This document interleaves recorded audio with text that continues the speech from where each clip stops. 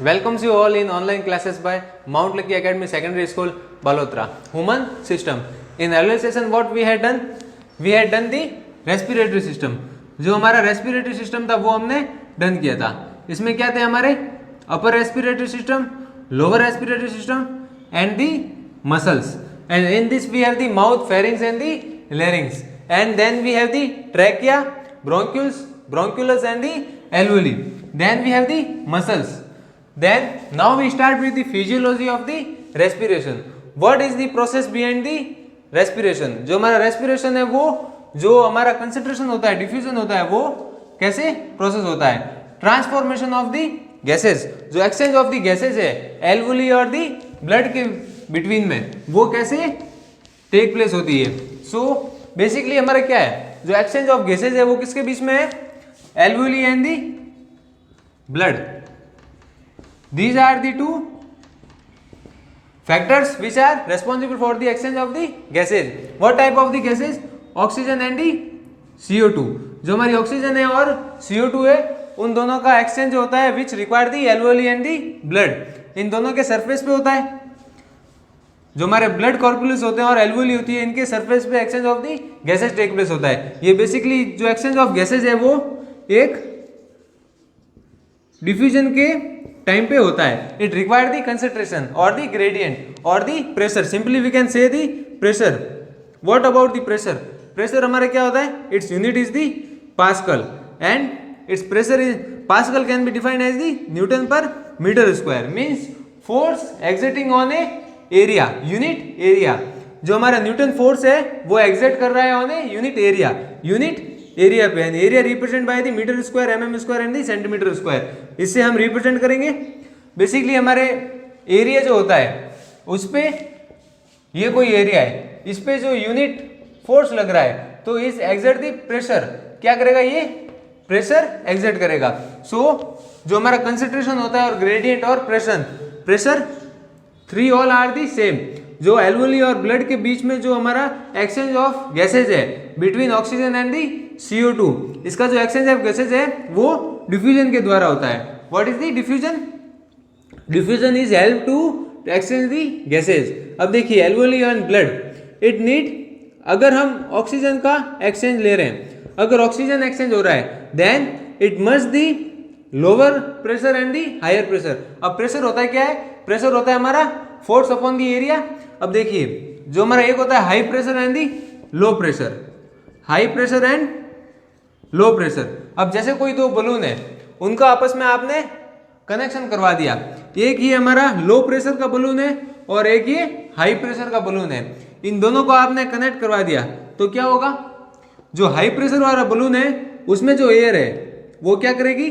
It transform to the lower pressure. जो lower pressure वाला balloon है उसमें ट्रांसफर होगा. ऑलवेज जो हाई प्रेशर का यूनिट है वो लो प्रेशर की तरफ मूव करेगा, जो भी हाई प्रेशर है वो लो प्रेशर की तरफ मूव करेगा. अब देखिए alveoli and the blood, what gives the blood? Blood gives the CO2 to the alveoli and alveoli gives the oxygen to the blood. Obviously अब इससे हम देख सकते हैं, देखिए ये हमारा ऑक्सीजन इसमें देता है और it gives the CO2 to the alveoli. अब देखिए when the exchange of gases take place the pressure of the blood must be lower than the alveoli at the time of oxygen. Oxygen के time क्या होना चाहिए?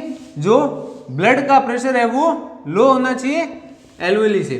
सो basically for the oxygen of for the exchange of the oxygen the pressure of the alveoli should be high then the blood.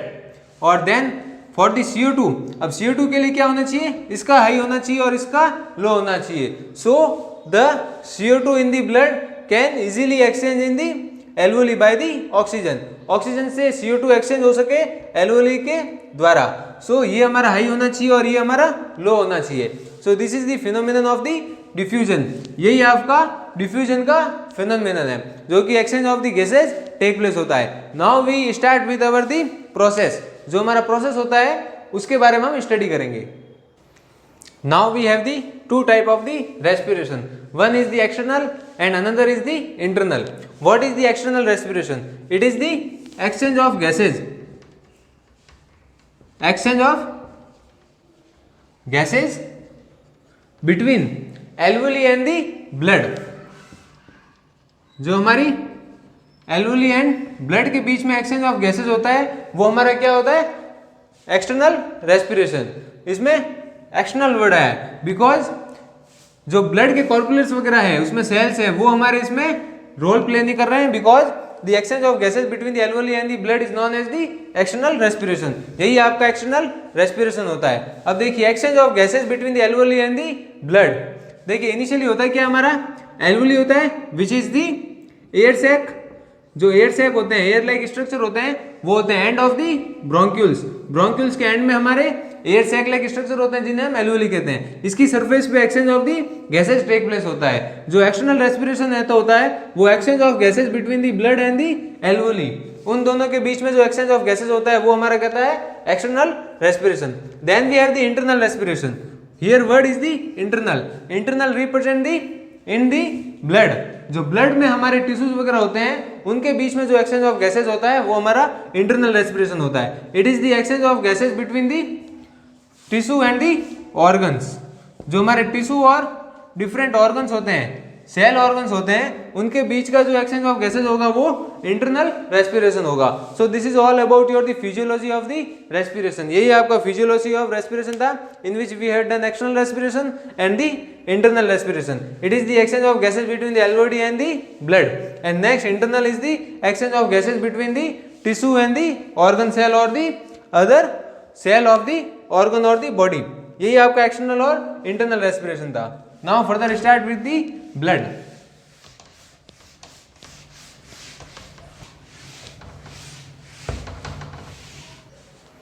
Next we have the blood.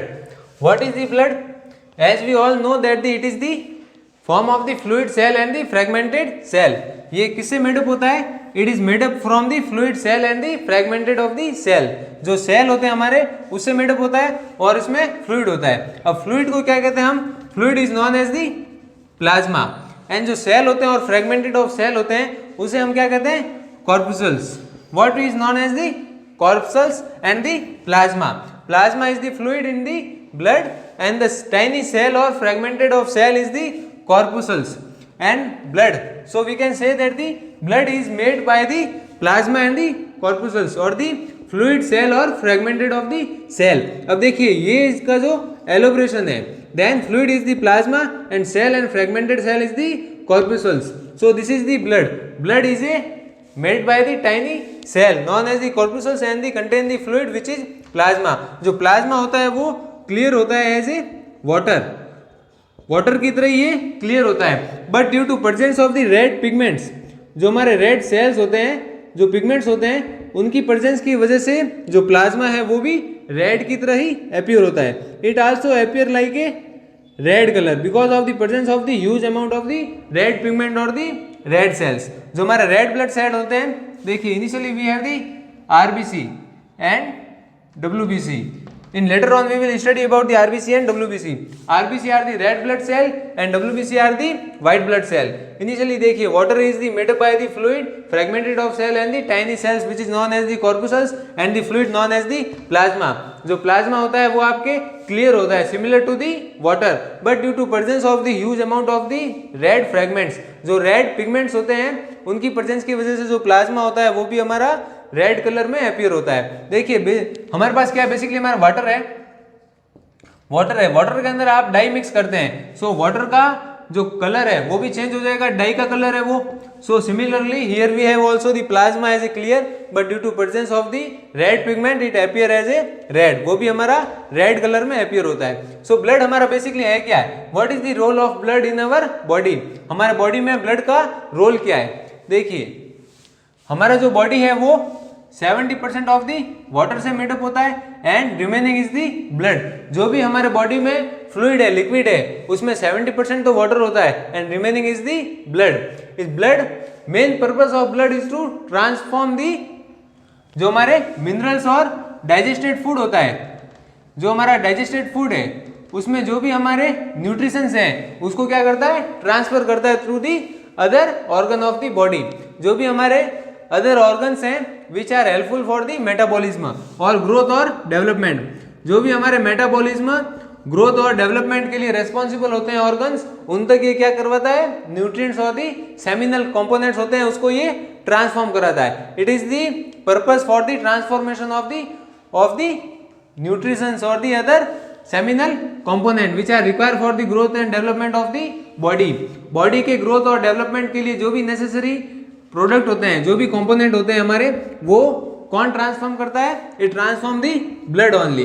Blood हमारा देखिए इसका transform भी करता है और जो वेस्ट होता है उसका एक्सक्रीटेन भी करता है। It excrete the waste also and transform the digested food also. जो डाइजेस्टेड फूड होता है उसमें हमारे बेसिकली होता है क्या है, they are the component responsible for the growth and development of the body. जो मेटाबॉलिज्म है उसको फंक्शनल प्रॉपर फंक्शन करने के लिए जो भी हमारे न्यूट्रिशंस और कंपोनेंट की रिक्वायरमेंट होती है वो कहाँ से मिलती है हमें, एनर्जी की फॉर्म में। और from where we get energy, we get energy from the food which are the digested. जो हमारा डाइजेस्टेड फूड है उसी में हमारे ये सब कंपोनेंट्स होते हैं और by the help of this blood only it transform into the another organ. जो भी हमारे अनदर ऑर्गन होते हैं उसमें ये ट्रांसफॉर्म होता रहता है। So every organ of the body get the components by the blood only. Then we have the composition of the blood. अब हमारे क्या है, composition of the blood.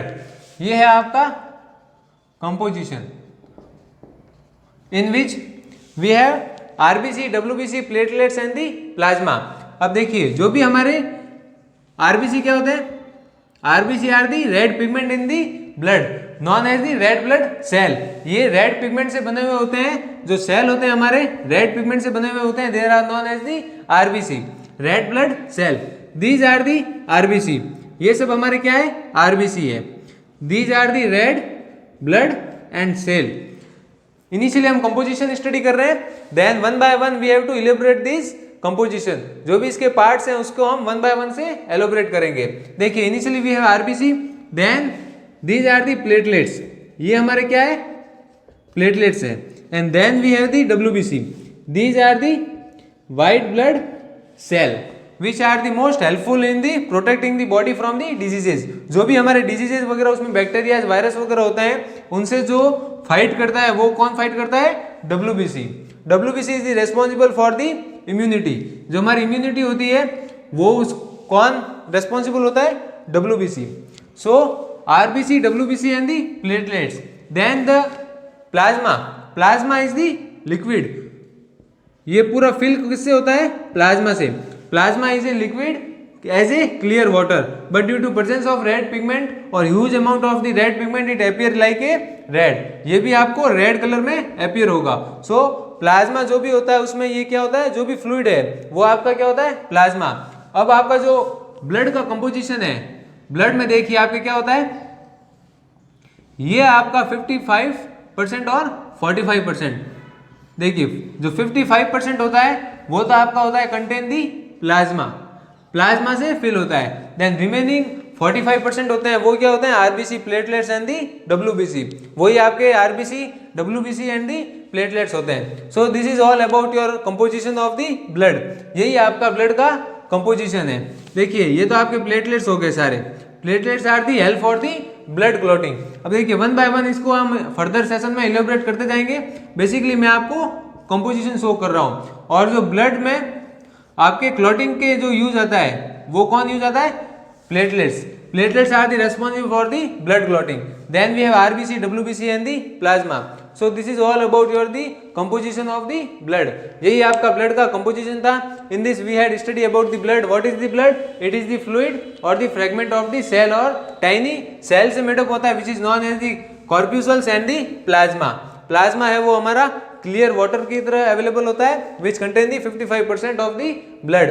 Blood में हमारे इसका कंपोजिशन कितना है, 55%। Then remaining are the 45%। And blood is the only tissue. जो हमारा ब्लड होता है वही होता है जो डाइजेस्टेड फूड को ट्रांसफॉर्म करता है to the other organ. So this is all about your today session. I hope you all understand about the blood and the physiology of the respiratory system. जो हमारा फिजियोलॉजी था in which we have study external and the internal respiration. So in next session we will elaborate one by one. जो भी आपके plasma और components हैं उनको हम एलोबरेट करेंगे। Thank you class.